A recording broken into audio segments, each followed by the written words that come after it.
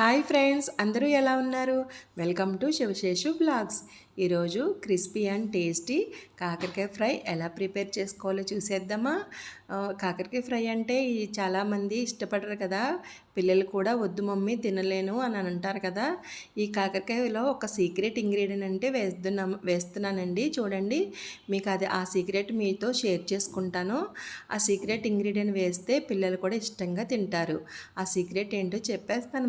రండి. ముందు కాకరకాయలు ఇలాగ ముక్కల కింద కట్ చేసుకొని ఇలా పెట్టుకోవాలండి. ఒక ఆనియన్ కూడా కట్ చేసుకొని పెట్టుకోవాలి. ప్లేట్లో చూపిస్తున్నాను కదా. పోపు దినుసులు, ఎండుమిర్చి, జీలకర్ర, పోపులు ఇవన్నీ వేసుకోవాలి.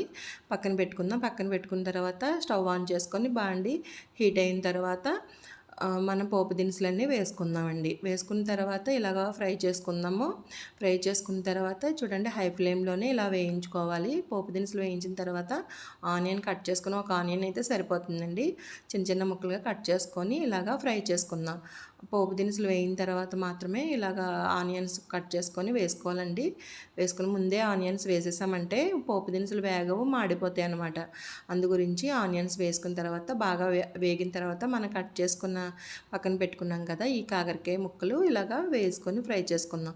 కాకరకాయల పైన పొట్టు ఉంటుంది కదండి, అవేమి మనం తీయవసరం లేదు. అలాగే మనం ముక్కల కింద కట్ చేసుకొని చక్కగా ఇలాగా వేయించుకోండి. అసలు చేదైతే ఉండదు. ఇలాగా సాల్ట్ వేసుకొని హై ఫ్లేమ్లోనే వేయించుకుందాం.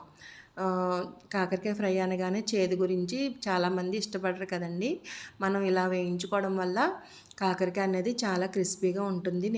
నేను చెప్తున్నాను కదా సీక్రెట్ ఇంగ్రీడియంట్, అది ఏదైతే వేస్తామో మనం చక్కగా కాకరకాయలు అన్నది మన చేదు కూడా తగ్గుతుందండి.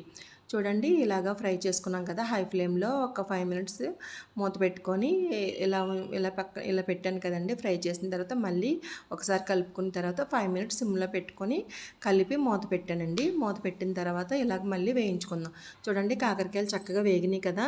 సాల్ట్ వేసాము. వేగిన తర్వాత సాల్ట్ వేసాం కదండి. వేసిన తర్వాత ఇలాగా ఒక హాఫ్ టీ స్పూన్ పసుపు వేసుకొని హై ఫ్లేమ్లో వేయించుకుందామండి. వేయించుకున్న తర్వాత ఇలా చూడండి, ఫ్రై చేసుకున్నాం కదా. ఫ్రై చేసుకున్న తర్వాత ఒక హాఫ్ టీ స్పూన్ కారం వేసుకుందాం. ఎందుకంటే మనం ఎండుమిర్చి వేసాం కదా, ఘాటు ఉంటుంది. అందు గురించే కారం కూడా మనం తక్కువ వేసుకోవాలి. ఫ్రైలో ఎప్పుడు మనం కారం అన్నది తక్కువ వేసుకుంటేనే బాగుంటుందండి.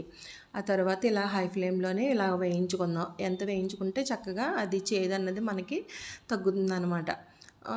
మనం కాకరకాయ ఫ్రై అంటే దీంట్లో చాలా డిఫరెంట్గా చేస్తారు కదండి. ఇప్పుడు ఉప్పు కూడా చూద్దాం. ఉప్పు సరిపోయిందో లేదో చూసుకొని వేసుకుందాం.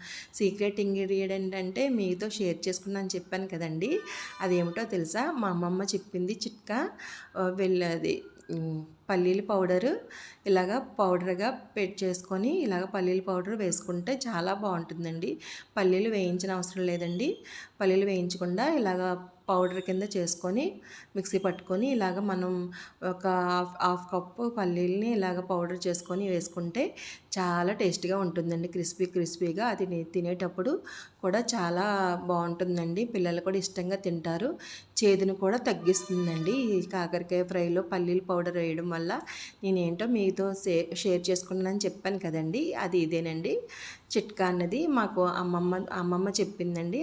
అది మీతో షేర్ చేసుకొని నాకు ఎంతో హ్యాపీగా ఉందండి. మీరు కూడా మీ పిల్లలకి ఇలాగా ఫ్రై చేసి పిల్లలకి పెట్టండి. మమ్మీ నీ ఇష్టంగా అని మమ్మీ నాకు పెట్టు అని చెప్పి ఇష్టంగా తింటారండి.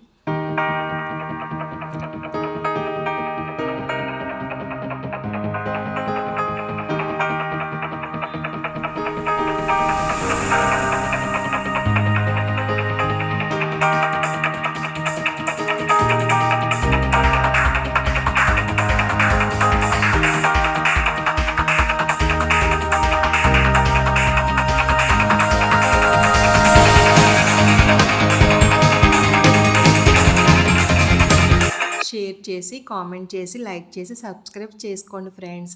ఇంకా మరిన్ని వీడియోలతో మీ ముందుకు వస్తాను. శివశేషు వ్లాగ్ని మీరు సపోర్ట్ చేయండి, లైక్ చేయండి, షేర్ చేయండి, సబ్స్క్రైబ్ చేయండి ఫ్రెండ్స్.